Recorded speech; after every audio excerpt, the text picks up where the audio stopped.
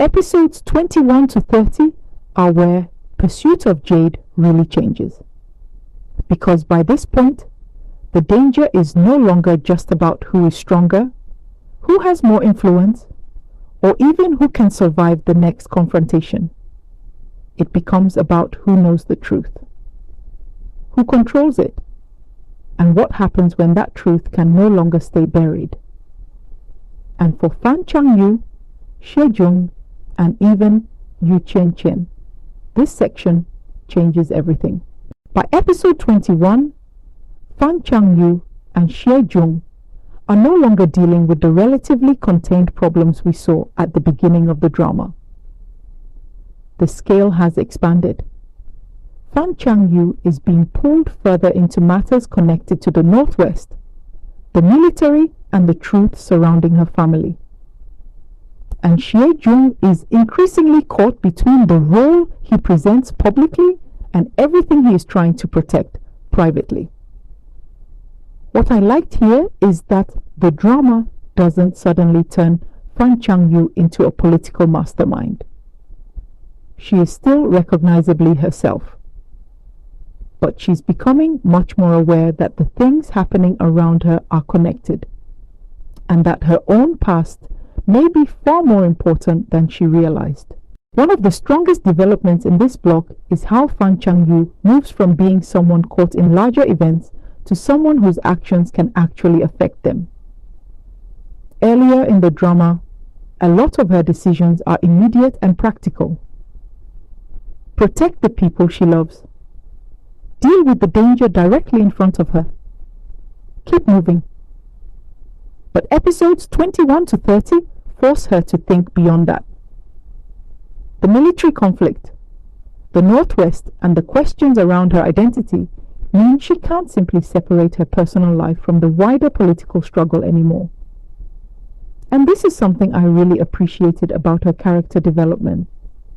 She doesn't become important because the drama suddenly tells us she's important. The story gradually reveals why she has always been connected to something much bigger. And the key difference is that now, Fan Changyu is starting to understand it too. Xie Zheng's position becomes even more interesting in this section. Because publicly, he is still the person who understands the political game better than almost everyone around him.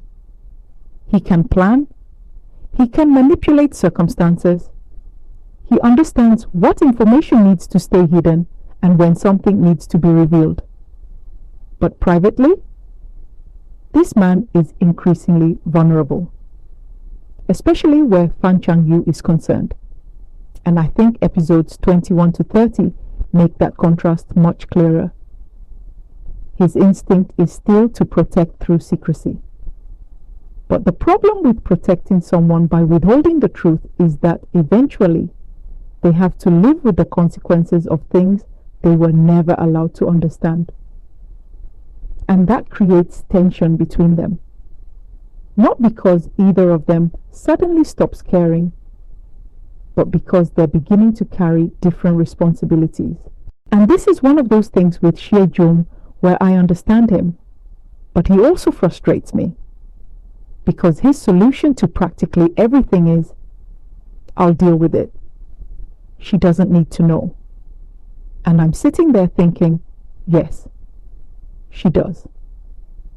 Because once Fan Changyu is already involved, keeping information from her doesn't necessarily keep her safe. Sometimes it just means she's making decisions without the full picture. And by this point in the drama, she has absolutely earned the right to understand what she's caught up in. Then we have one of the darker relationship threads in this section, Qianqian and Ming. Their dynamic becomes increasingly uncomfortable because this isn't presented as a simple romantic obstacle. There's power involved, control, fear. And the more we understand Ming's background, the more the drama asks us to consider the difference between understanding why someone became the way they are and excusing what they do because of it. For me, those are not the same thing. His history gives context. but Qianqian is still living with the consequences of his choices.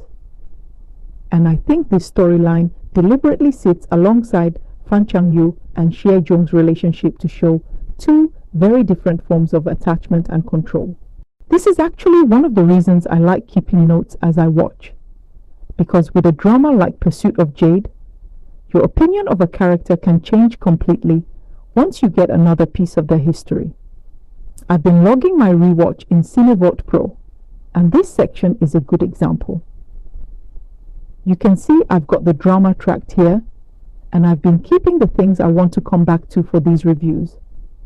Character developments, major turning points, and the moments that change how I see the story.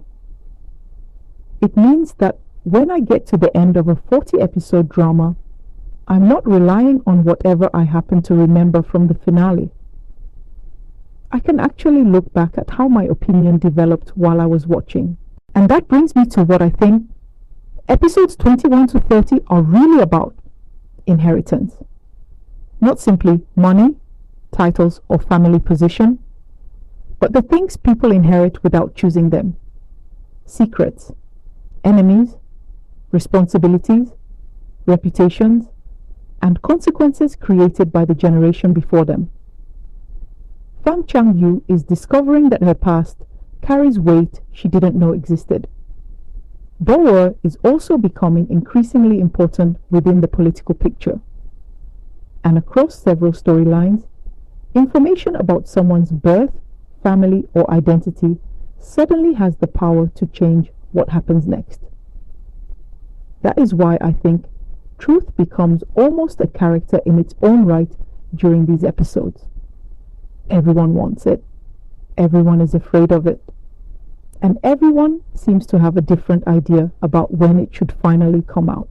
By episode 30, Fan Changyu and Xie Zheng are still connected emotionally, but the story is pulling them into responsibilities that cannot simply be solved by staying together and ignoring everything else. And that's what makes this such an effective transition into the final 10 episodes. The question is no longer, will they choose each other? We already know how deeply they care. The real question becomes, what will choosing each other cost when both of them now have responsibilities beyond the relationship?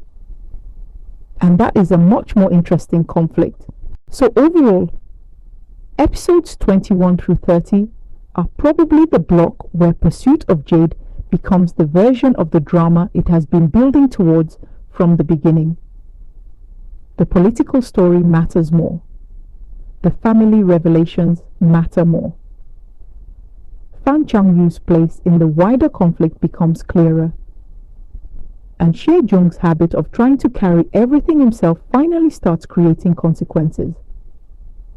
I don't think every storyline lands equally strongly, but I do think this is where the earlier setup starts paying off. And more importantly, I'm now looking at several characters very differently from how I saw them in episodes 1 to 10. For this block, I'm giving episodes 21 to 30 an 8.5 out of 10. But I want to know what you thought. At this point in the drama, were you still on Xie Zheng's side when it came to keeping things from Fan Changyu's? Or did you think he should have told her everything much earlier? Let me know in the comments. Next, we're heading into episodes 31 to 40 and the finale. Until then, the room has spoken.